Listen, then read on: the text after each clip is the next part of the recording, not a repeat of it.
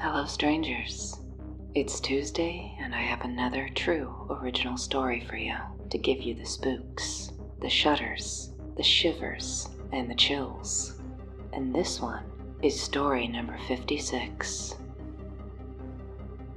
My mom was a police officer. Lady cops were scarce in our mostly blue-collar town. There's a ton of odd stories I could tell.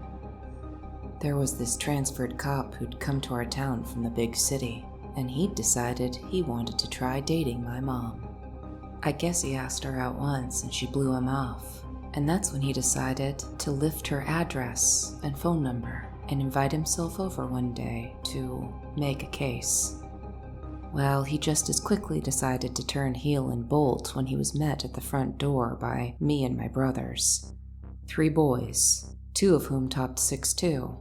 Not me, stuck at 5'10", but all of whom tipped the scales from boys husky into men's big and tall. I guess he didn't dig far enough into her confidential personnel file to see that she was a single mom. Tragic. Would have been fun to take his block off if he'd tried to toss the pigskin around with me like a father-son thing. There was also the time my mom went toe-to-toe with one of the more intolerant redneck cops in our town. He was badge-heavy. That's what she called people like that, people that joined the force, specifically for the authority it gave them.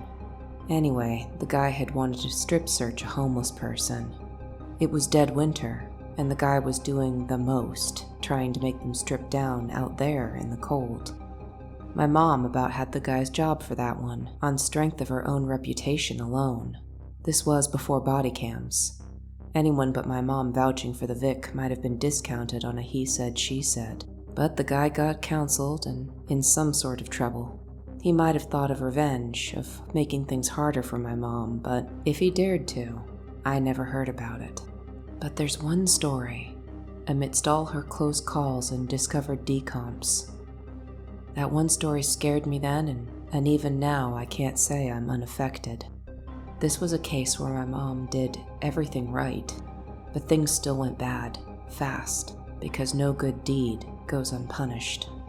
My mom had been working a ton of overtime undercover on a major drugs case. At the time, I was 14. My 2 brothers were at college, where they formed a defensive lineman wall in bright orange. At my size, I passed for older.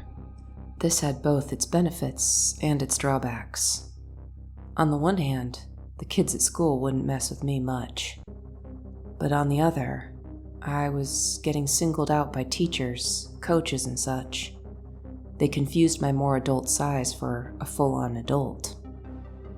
Other kids got away with cutting up during class or goofing around, but not me. Hell, I often got in trouble for not parenting my peers. It built up a resentful, weary feeling in me.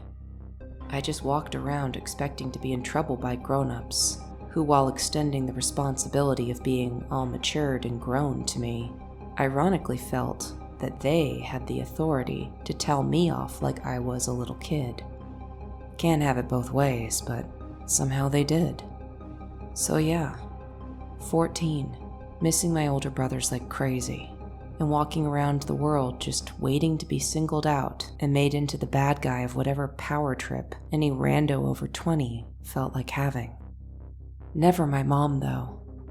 But like I said, this was during a crazy busy time at work for her, so she wasn't around to be my sounding board or soothe me after a bad run-in with a teacher. And she would have, too. Mom was protective to a fault. In fact, during the time my mom spent undercover, she'd taken a big sister role with the main dealer's girlfriend, a real hard luck case named Mimi. Though Mimi was barely into her 20s, life had knocked her out of her childhood no later than 9. Her uncle was a big fan of powders, pills, and injectables. With a mom who'd abandoned Mimi and an absent father, she'd fallen in with the family trade. By 10, she was working as a mule, carting baggies in her Lisa Frank backpack on her second-hand 10-speed bike, like Satan's idea of a paper route. She'd been attacked, brutalized on one of these runs, she told my mom. She was so scared from that attack that when a passerby found her and turned her over to the cops, she was struck dumb, couldn't say a word. This left her uncle to gild the whole thing over, pinning one of the torn baggies found in her possession to a gang known to deal in the area, and who, conveniently, happened to be rivals to his own operation. For keeping her mouth shut, Mimi was rewarded with a brand new bike, shiny blue, her favorite color. Mimi thus learned how she'd survive in the world. She'd keep quiet. By the time my mom met her, she'd become so unobtrusive and quiet that she was often referred to as Mime. As such, she'd become a fixture at her boyfriend's side at all times. That meant that she was privy to a great many, if not all, of his secrets. After all, she never spoke when she wasn't supposed to. Mom worked her for 4 months. My mom became quiet and withdrawn at home, yet she'd puppy dog me around the house, following me from room to room. When I finally asked her if she was okay, if she needed anything from me, she'd just laugh and say, "Kiddo, I just need to be around someone quiet." Apparently, when Mime did break her silence with my mother, she broke it into 1,000 pieces. She had hours of dialogue about each and every member of their sordid little crime family. All the secrets spilled to the detail and timeline that could only have come from Mimi or her boyfriend himself. Great for the investigation, terrible for Mimi's safety. Because of this, my mom fought hard to secure protections for Mimi. Plus, after all the hell she'd been put through in her life, my mom saw it as her duty to give Mimi a good, clean start over. But what TV and movies won't tell you is that these processes, even with the persistence of my mom and the DA, well, they take time. And in that time, Mimi was shuffled from safe house to safe house, alone and free of the dark, riddled life she'd led. She was one thing, terrified. Eyes wide, she'd begged my mom to stay in touch, and not without resignation, my mom did as she asked. She wouldn't give her a phone number, but did give her the number to her pager. Mimi could call it, and my mom would return her call from a payphone or a phone at work. Barring that, she could always call dispatch at the PD. Mimi was terrified, lonely, and longing. Given the choice between calling a pager or speaking to an actual human, it quickly became her routine to simply call dispatch, and dispatch grew to despise Mimi. Mimi was infamous for immediately redialing the number she'd caught off her caller ID, trying to pin my mom down to an actual phone so she could call her directly. But calls placed from work didn't show Mom's extension, and went right back to dispatch. Mimi had nothing but time and a new voice to pester any and every person she got a hold of.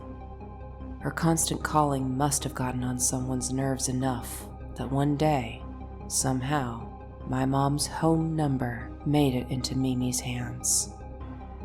And at 2:18 p.m., Mimi rang the phone sitting next to me on the couch. This was back when you had to pay for caller ID. My mom didn't. After all cops had unlisted numbers, so the chances for a spam or crank caller were slim to none. So I picked up. All I could hear at first was a high-pitched breathing, almost like a whistle. I asked, "Hello?" A pause, and then a giggle. This sweet, childlike voice came trilling over the line, saying I must be Carla's boyfriend and how we girls talk, betting that I was a good man or Carla wouldn't look at me twice. I paused, and then blurted, wrong number. But in the breathy little gasp that followed, 2 things clicked into place. 1, I did know Carla. Carla was my mom's undercover name. And 2, that this lilting little girl voice was exactly how Mom had described Mimi sounding. I added, she's not in. But I was too slow. Instantly, that lilting childlike tone got harsh, almost yelling. accusing me of trying to control her, keep her from her friends, and then saying, "Oh, I'd better not. Oh boy, I'd better treat her right." And what followed was a minute, solid, of her describing violence and torture I'd never dreamed could even exist. I was stunned. I was a kid. I'd never had anyone talk to me that way. The mean kids at school? The best shot they had was a variation of someone being fat, stupid, or poor, but Mimi was practically Shakespearean in comparison. She was so detailed in what she was saying, I knew she was serious and capable of doing every last act she described. And hideously, every action, every injury and pain she described, sugar-coated by that sweet voice, while it crawled out of the phone line through my ear and directly to my imagination. I tried to butt in. I tried to explain that no, I wasn't her boyfriend, but here again I recognized what was coming. Mimi had it fixed in her mind, like a dog with a particular hatred for one squirrel, that I was a grown man, that I was her friend's boyfriend, and in Mimi's experience, all boyfriends were evil. It was what I was used to with adults, only turned up to 90. And as Mimi squeaked her adorable little girl voice, flinging shrapnel, promises of violence that they couldn't even show on Game of Thrones, all of it at me, I felt my whole body flash cold and colder in a dead sweat. Not knowing what to do, I hung up and tossed the phone onto the sofa opposite where I sat. Hanging up on her wasn't a good move, not at all, but give me a break. I just wanted that voice away from me.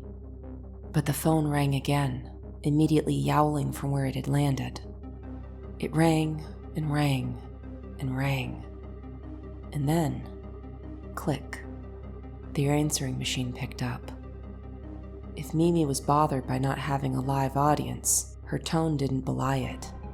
As though she was reading from a script, completely uninterrupted by my rude hanging up, her diatribe continued with how she'd take a bottle, the mouth broken off, revealing a glinting cutting edge, and how she'd show me how it felt from the inside. Our answering machine was an old tape one. It had a capacity of 60 minutes of messages. By the time my mom came home about 5:30 p.m., Mimi had filled every minute with 30-second bursts of whispering, screaming, and eerily deadpan threats to do things to body parts, my body parts, some of which I wasn't even sure I had. When my mom found me, I was under my bed. My feet and legs were to the wall. My head was stuck out from beneath the bed. I clamped a pillow around my head. I was hiding from this nightmarish witch, hoping that she'd get bored with making threats over the phone, yet scared that she'd get so bored she'd show up and do it in person. She'd gotten our number. Surely she could get our address. And why was my head out, you might ask? Well, because in one horrific scenario Mimi had described, she'd specified she'd start the auger at my feet to make it last as long as possible. My mom let me sleep in her room that night. A few nights after that, too. She took the tape from the answering machine with her to work. I have no idea what happened after. Did she remount the dispatchers until someone confessed to sharing her number? Was Mimi's witness protection deal altered? At the time, I couldn't even stomach the thought of asking Mom, bringing it up on purpose. I thought about it without wanting to too often as it was. Imagine laying in bed, almost asleep, only to have one of those cutesy-voiced threats slip back into your mind as though Mimi herself was next to you, whispering it, promising it. Yeah, no news is good news, thanks. I am grown, though, and I've done some therapy, and with it, I've gained perspective. Sure, Mimi'd had an awful life. My mom had been nice to her for a matter of weeks in the single digits, and yet had such an effect on her because it was likely the only kindness Mimi had ever known. Mimi had alerted on me out of fear, and her fear came from learning how men could be the hard way. She shouldn't have done what she did, but could I blame her? Hell, she was, in her own demented way, trying to be the protector for my mom in a way no one had ever protected her. No. It was awful, but it was a mistake, and I can't blame her. No more than I could blame my mom for inadvertently putting that woman in my life in any form. They're both forgiven as far as I'm concerned. And like my therapist says, forgiveness doesn't mean gaslighting yourself into amnesia over what had happened. It just means putting the weight of it away, so you don't have to haul it around, letting its sharp edges continue to cut you and cause you to smear bad blood over the good things in your future. The dispatcher who gave out our number, though, that one I don't forgive. I hope they get thrown down a well. And that's story 56 for you. Be careful who you give your phone number out to, especially nowadays. You never know who might be wanting it. If you have a story you'd like to share, social media and email are in the description. Liking, commenting, and subscribing are always appreciated but never necessary. I'm just so happy you tuned in today. And until next time, stay strange, stay safe, and take care, strangers.